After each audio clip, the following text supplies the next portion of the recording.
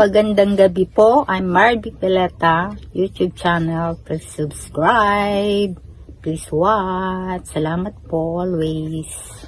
Ang ating topic ngayon ay tungkol sa regalong damit. Alam niyo po kasi, meron pong nagbigay sa akin ng damit na nauna na po siya sa heaven.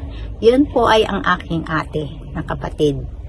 Dahil po, parang naramdaman ko po na aalis siya pero hindi ko natanong kung saan siya pupunta.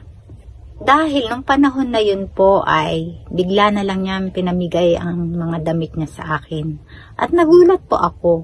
Pero hindi po ako nag-isip kung bakit po. Kung ano-ano, hindi po ako nag-isip. Basta nagtaka lang po ako. Pero yun ba, mga damit na yon ay kailangan ba nating suotin? Tinanggap ko po yung mga damit niya at nakatabi lang po dyan. At inaamoy-amoy ko po yun pag namimiss ko ang ate ko. At napakabango po. Pwede rin naman natin sigurong suotin yon pag ginusto natin. Kasi binigay naman niya yun bilang isang regalo. Hindi po natin kailangan itapon yun.